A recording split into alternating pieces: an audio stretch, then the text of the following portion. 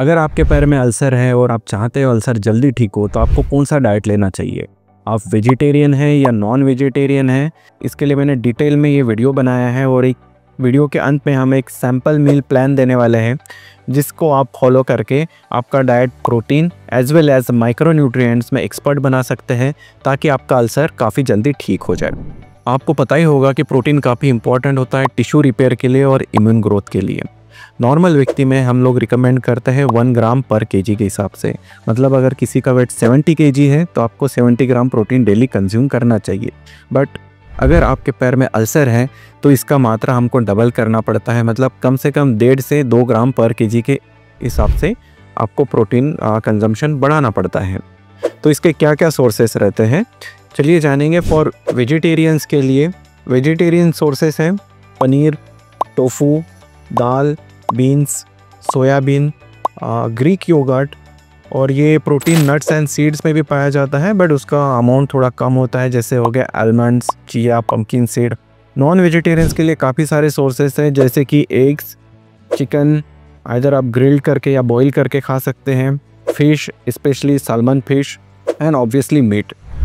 अगर आप dietary protein adequately consume नहीं कर पा रहे हैं तो क्या आपको एक्सटर्नली अवेलेबल जैसे कि प्रोटीन आइसोलेट या प्लांट बेस्ड प्रोटीन होता है, क्या ये कंज्यूम करना चाहिए?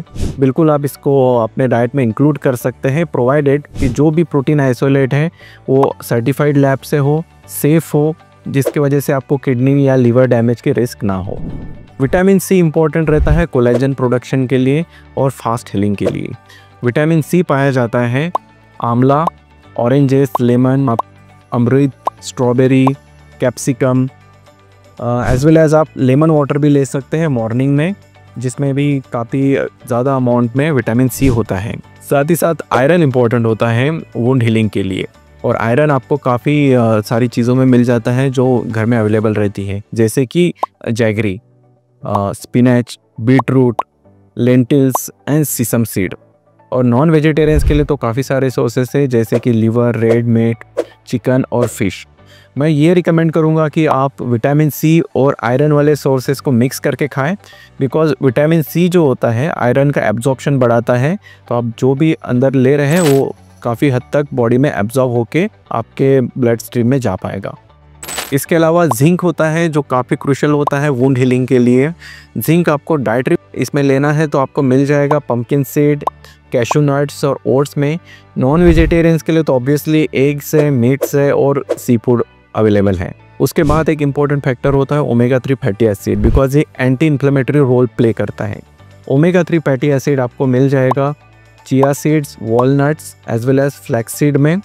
और नॉन वेजिटेरियंस के लिए होता है सालमन, सार्डिन, इस टाइप की जो फिशेस होती है उसमें मिलता है। फिश ऑयल कैप्सूल भी फार्मेसी में अवेलेबल होता है, अगर आपको उसका टेस्ट अच्छा लगता है, आप कंज्यूम कर पाते हैं तो आप फिश ऑयल कैप्सूल भी ले सकते हैं। इसके साथ साथ विटामिन ए का कंजम्पशन भी आपको बढ़ाना पड़ेगा क्योंकि ये भी एंटी इन्फ्लेमेटरी रोल प्ले करता है। विटामिन ए आपको मिल जाएगा carrots, sweet potatoes, pumpkins as well as जितनी भी डार्क ग्रीन लीफी वेजिटेबल्स है उनमें सब विटामिन ए एडिक्वेट मात्रा में रहता है। और नॉन वेजिटेरियंस के लिए obviously eggs, liver as well as जितने भी डेयरी प्रोडक्ट्स हैं उसमें विटामिन ए मिलता है। ये सारे जितने भी प्रोटीन और माइक्रो न्यूट्रिएंट्स मैंने बताया है, उनके साथ साथ एक इम्पॉर्टेंट चीज़ आपको भूलना नहीं चाहिए, हाइड्रेशन। दिन में कम से कम 2.5 से 3 लीटर पानी आपको पीना ही है ताकि जो भी आप प्रोटीन कंज्यूम कर रहे हैं, जो भी न्यूट्रिएंट्स कंज्यूम कर रहे हो, वो बॉडी में अच्छी तरह से एब्जॉर्ब हो जाए, प्लस जो भी वेस्ट प्रोडक्ट बन रहे हैं वो किडनी से एक्सक्रीट हो जाए। अभी हम आपको दिखाएंगे सैम्पल डेली मील प्लान। इसको आप अपने हिसाब से एडजस्ट कर सकते हो, आपको क्या प्लस करना है, क्या माइनस करना है, आपके लोकल अवेलेबिलिटी के हिसाब से आप उसको चेंज करके अपने डाइट में स्टार्ट कर सकते हैं। जैसे कि आप वेजिटेरियन हैं तो आप ब्रेकफास्ट में लेंगे मूंग दाल चीला प्लस आंवला जूस, और लंच के पहले आप ले सकते हैं फ्रूट बॉल जिसमें आप गोया, पपाया या पंपकिन सीड यूज़ कर सकते हैं। लंच में हम प्रेफर करेंगे rajma plus brown rice, basmati rice बिल्कुल भी अवॉइड करना है। साथ साथ beetroot salad plus curd. Snacks अगर आपको शाम को भूख लगती है तो आप वे प्रोटीन शेक ले सकते हो, और रात में आपको मिक्स दाल सूप लेना है और गेहूं की रोटी बिल्कुल भी अवॉइड करनी है।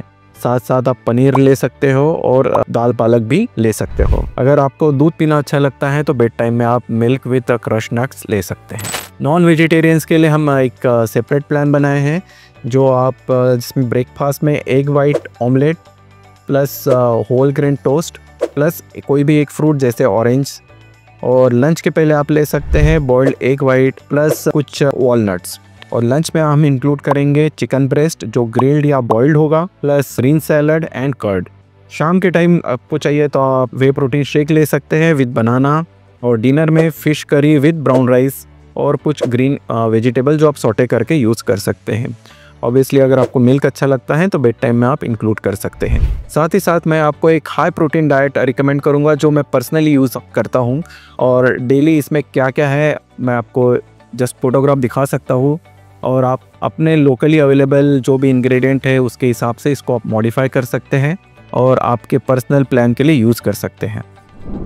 डाइट के साथ साथ आपको ये भी चीज़ ध्यान रखनी है कि आप प्रोटीन डाइट ले रहे हैं, सब विटामिन भी ले रहे हैं, बट अगर आप डायबिटिक पेशेंट है, अगर शुगर कंट्रोल नहीं हो पा रहा है तो वुंड हीलिंग डिले होगा। अगर आप स्मोकिंग कर रहे हो, एक्सेस अल्कोहल कंजम्पशन कर रहे हो, तो ये सारी चीज़ें होती हैं जो वुंड हीलिंग को डिले करती हैं और आप और ज़्यादा परेशान हो जाते हो। तो जो भी चीज़ें वुंड हीलिंग को डिले करती हैं, प्रॉब्लम क्रिएट करती हैं, उनको अवॉइड करना है। अगर आपको इन्फॉर्मेशन अच्छी लगी तो इसको लाइक ज़रूर कीजिए और चैनल को सब्सक्राइब ज़रूर कीजिए, कि डेफिनेटली हेल्प करेगा हमारे चैनल को ग्रो करने में। और इस इन्फॉर्मेशन को किसी ज़रूरतमंद जिनको इनकी सच में ज़रूरत है, जो अल्सर के प्रॉब्लम से जूझ रहे हैं, उनके साथ शेयर ज़रूर कीजिए। Thank you.